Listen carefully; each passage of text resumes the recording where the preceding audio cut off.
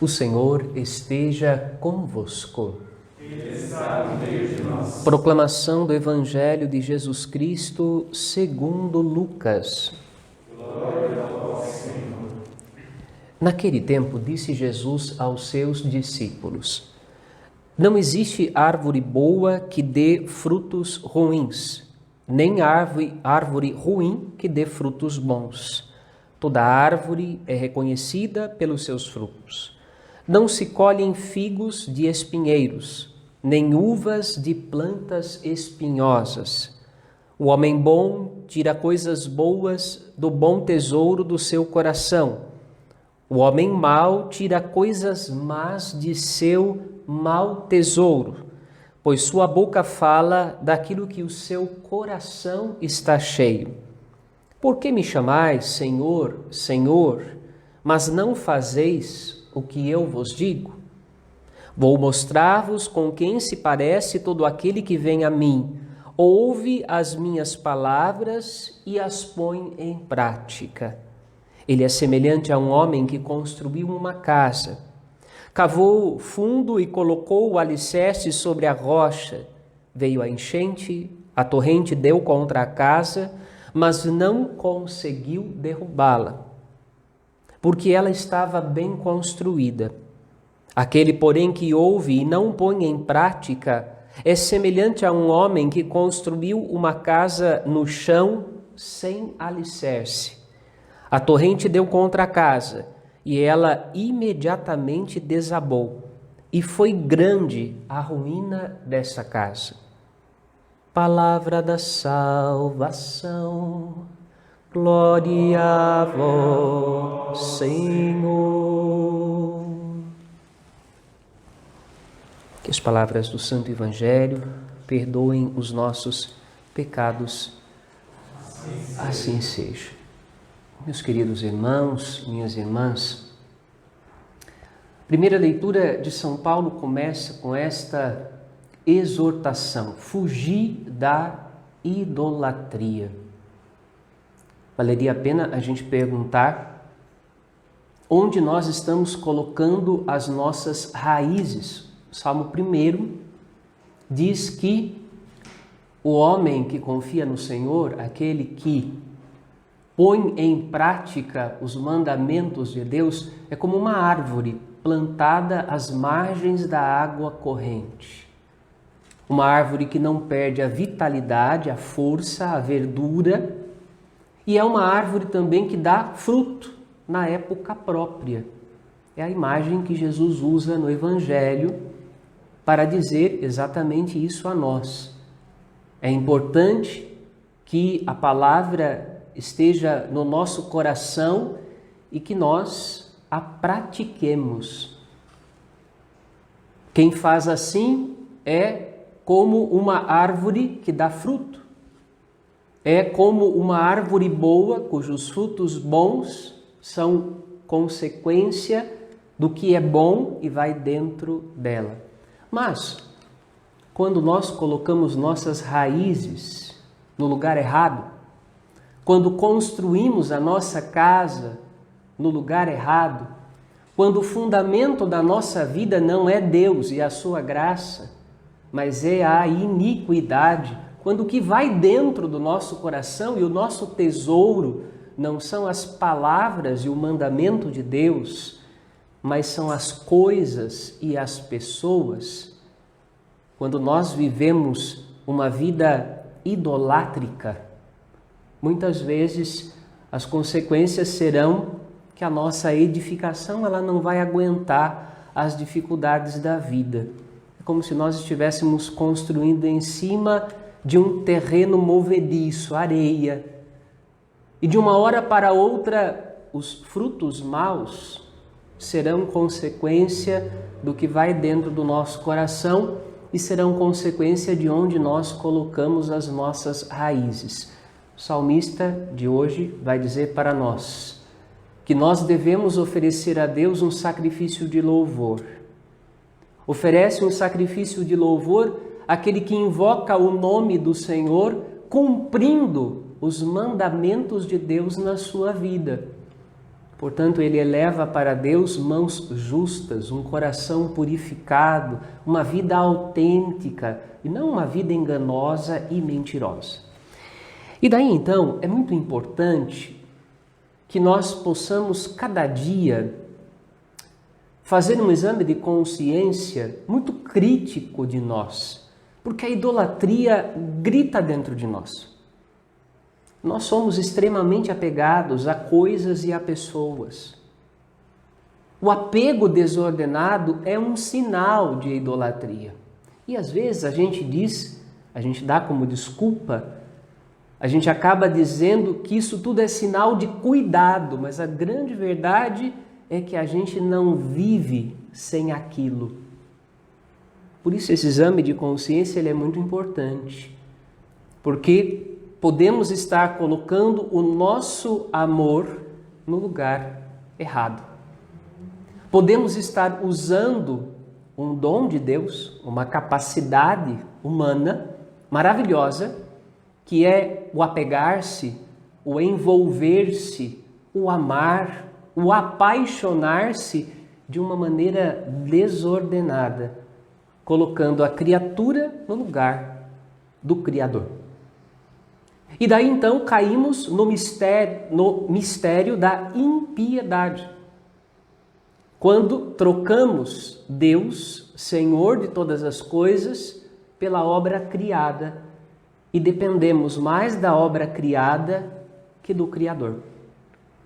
Por isso essa palavra de São Paulo, ela também está dirigida a nós hoje, fugir da idolatria.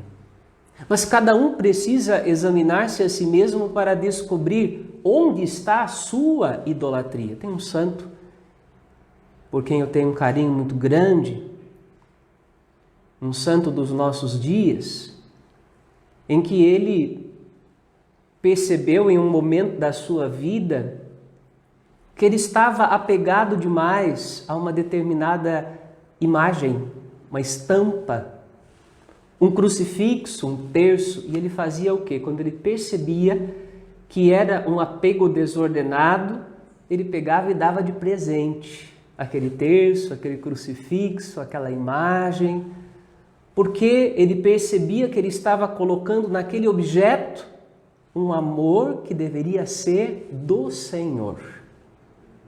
Por isso, um exercício importante para a gente vencer a idolatria é o abrir mão.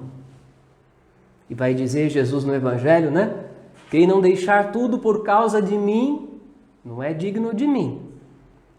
Quem não for capaz de deixar pai, mãe, filhos, terras, bens, pessoas, sonhos, por causa de mim, é como o operário que começou a executar o trabalho e olhou para trás. Vale a pena lembrar da mulher de Ló, quando estavam saindo de Sodoma e Gomorra, e a palavra de Deus era, não olha para trás, e ela olha para trás, e ela se transforma numa estátua de sal, permanece ali, paralisada.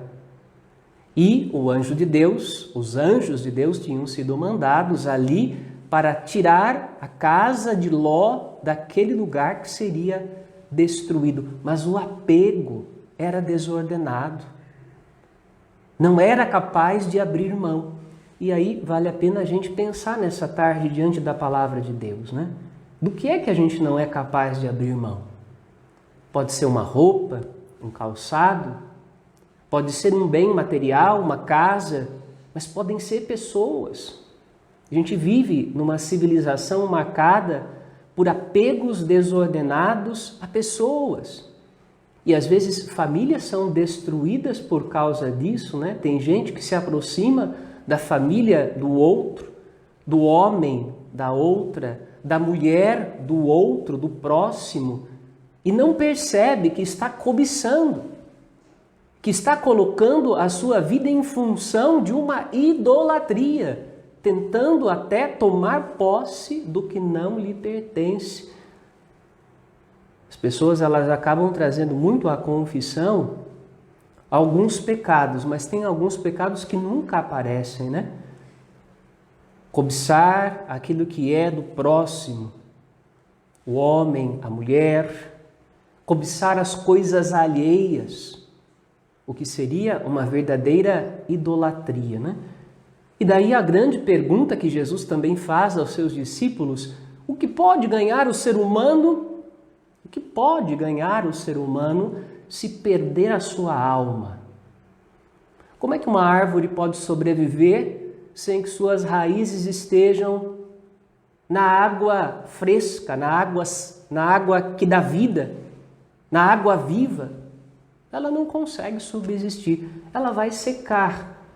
E uma árvore seca, como um ramo seco, só serve para ser queimado e jogado fora. E nós não queremos que isso aconteça conosco. Pelo contrário, né? Nós queremos que a nossa vida dê frutos da presença de Deus em nosso coração. Por isso, examinar o coração. E esse exame precisa ser diário, não? Porque, infelizmente, a nossa humanidade é muito forte e o nosso inimigo é muito feroz. Muito feroz. E ele sabe como nos prender, como nos acorrentar. E ele nos acorrenta por aquilo de que nós não somos capazes de abrir mão. Às vezes é algo de comer, algo de beber. Estão aí os vícios, né? Grandes vícios da humanidade hoje. Drogas, lícitas e ilícitas, não é? De repente, às vezes, aquilo de que nós não somos capazes de abrir mão, sonhos, vontades, são idolatrias. É isso que nos enriquece.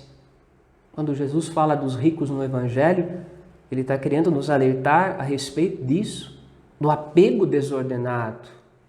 O coração do soberbo é cheio de si mesmo, da sua própria vontade. Ele não é capaz, não é humilde, ele não é capaz de abrir mão de si mesmo.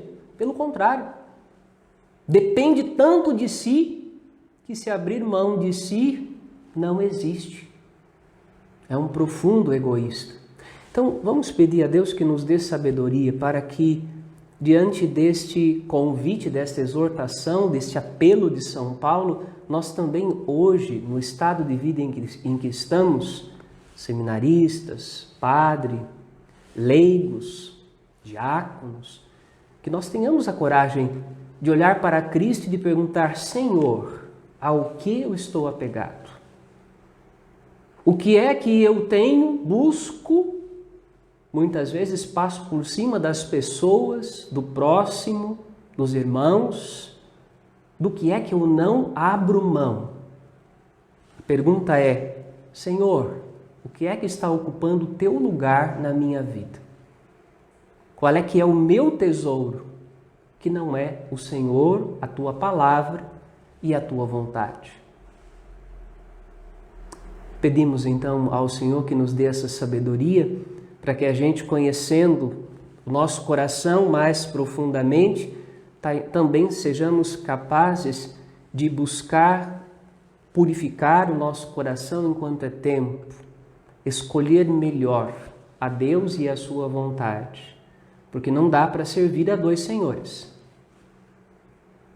Se nós estamos com o pé em duas barcas dentro do nosso coração, uma hora ou outra o barco se movimenta e a vida da gente se rompe, se racha. Não podemos servir a dois senhores. Ou amaremos um e odiaremos o outro, ou amaremos o outro e odiaremos a este. Que o Senhor possa nos ajudar a escolher bem o que vai dentro de nós e, ao mesmo tempo, quais são as buscas da nossa vida para que não venhamos a perder o pouco que Ele nos concede como benevolência, como dom de amor e que Ele confia em nós para que seja multiplicado em benefício de todos. Amém.